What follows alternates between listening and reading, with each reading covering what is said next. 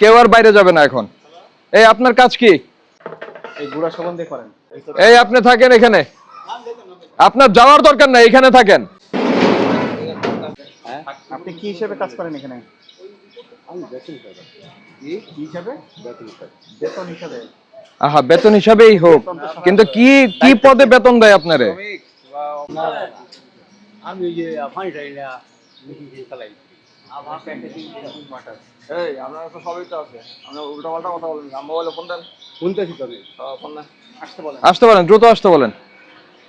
তো আপনার কেমিস্ট কে এখানে এসে পরীক্ষা নিরীক্ষা করে না পানি? হ্যাঁ, কে করে? এটা আমি সঠিক আছে, নাম্বার দিতে না তারাই বলতে। আমি তো এগুলো বোতল কত করে বিক্রি করেন বোতল?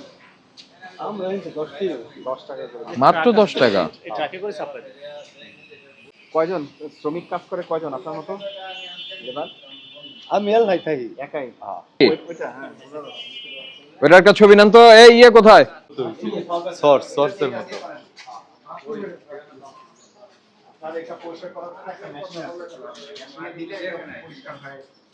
আর পাউডারটা নিয়ে আসেন, পাউডারটা নিয়ে আসেন। ফোনের নাম হচ্ছে আবা প্যাকেজিং ড্রিঙ্কিং ওয়াটার। আচ্ছা, এইটা এই এটা ভিতরে ছলা হলে কত প্রতিষ্ঠান? 10 করলে 16। আচ্ছা, আমাকে একটু বলেন এটা দিয়ে কি করেন? এটা ভিতরে যে বোতলের ভিতরে ছলা ভরে এটা আমরা কটার দেয়া। কোন বোতল? পানির বোতল নিয়ে আসেন তো একটা। নিয়ে আসেন। কার মতো জায়গায় ব্যবস্থা করেন? এই যে এই সুন্দর করে এভাবে মনে করে, হ্যাঁ?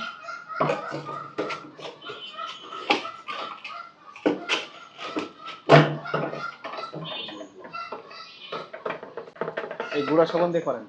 ওর ভিতরে লেগে থাকে না সাবান? না, যদি 3-4 সাবান দেবো। সাবান দিলে তো পানি খেতো না।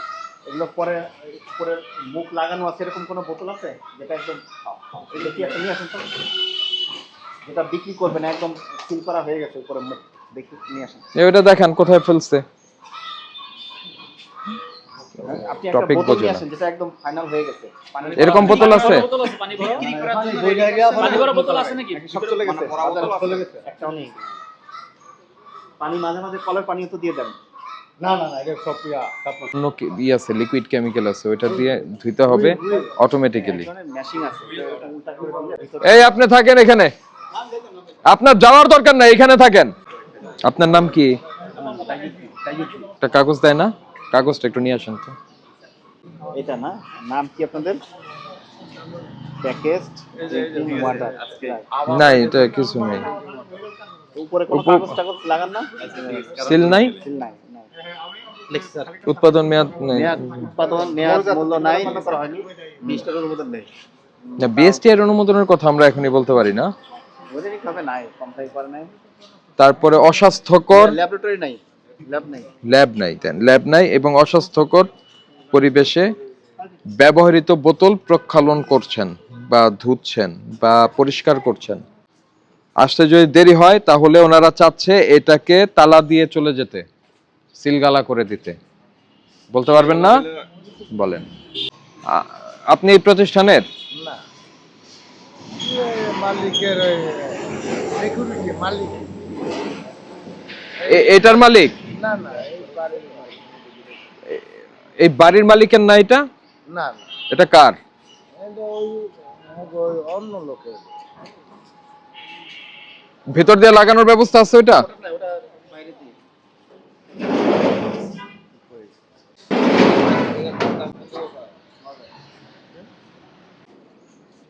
আমি এতটুকু জানি, দেখতে পারিনি আমরা।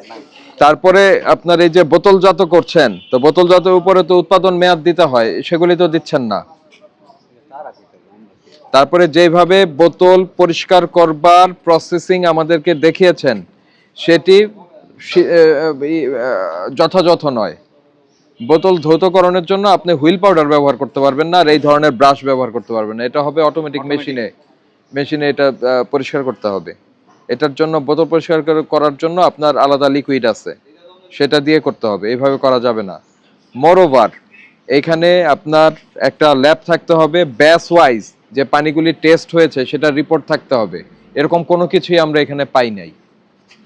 তো তো আপনার এই মালিককে দ্রুত আসতে বলেন, দ্রুত এসে আমাদের এই এই এই নির্দেশনাগুলি নিতে বলেন। আপনি তো আর নির্দেশনা নিতে পারবেন না, হ্যাঁ? তা আপনারা যদি দেরি করেন সেক্ষেত্রে আমরা এগুলি সিলগালা করে দিয়ে যাব। এই সহজ সত্যি কথাটা তার একটু বলেন। আমি তো ফোন স্যার ওই যে ওর সাথে কথা বললাম আমি আসবে না?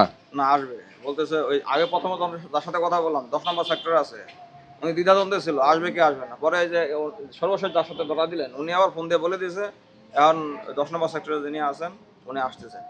কতক্ষণ লাগতে পারে? 10 নম্বর সেক্টর থেকে আসতে তো বেশি সময় লাগার কথা না স্যার, উঠতে গেলে 10-15 মিনিট। কি করেন আপনি? কি এটা? পানির ফ্যাক্টরি। বিএসটি এর অনুমোদন নিতে হয়, আপনি জানেন? নিয়েছেন? ওটা আপনার আগে যে ছিল ওটা মেয়াদ স্পষ্ট করে বলেন আই কি আছে এটা বলেন। পেঁচানো কথা আসলে সময় বলবেন নেই না দয়া করে। না না আমাদের বিএসটি রিনিউ করতে দিছে। তার মানে আছে, হ্যাঁ রিনিউ করতে দিয়েছেন, রিনিউ হয়েছে না? কাগজপত্র এখনো পাইনি। তাহলে তো হয়নি, এটা তো হয়নি। কাগজপত্র সব জমা দেওয়া। আপনাদের ইয়ে করেন কোথায়? বোতল ওয়াশ করার ব্যবস্থা বাইরে করছেন কেন? এখানে না, অটো তো পারছেন না তো। উনি তো আমাকে স্বীকার করছে, আমরা রেকর্ড করেছি। না নিতে দিচ্ছি, এটা তো হাতে করা যাবে না তো। আপনার ল্যাবরেটরি কোথায়? এটা দেখি একটু রিপোর্টটা নিয়ে আসেন তো, গতকালকে বা আজকের রিপোর্টটা নিয়ে আসেন, ল্যাব টেস্টের রিপোর্ট নিয়ে আসেন। এগুলো করা যাবে না। আপনার একজন কেমিস্ট নিয়োগ দিতে হবে। কেমিস্ট আপনার প্রত্যেক ব্যাচ ওয়াইজ টেস্ট করবে, টেস্ট করে রিপোর্ট লিখবে, আপনারা সংরক্ষণ করবেন, সে স্বাক্ষর দিয়ে রাখবে, আমরা রিপোর্ট দেখব। আপনার তারপরে আপনার জারে মেয়াদ লিখতে হবে, এটা এমআরপি বসাতে হবে, বিএসটিআর লাইসেন্স থাকতে হবে।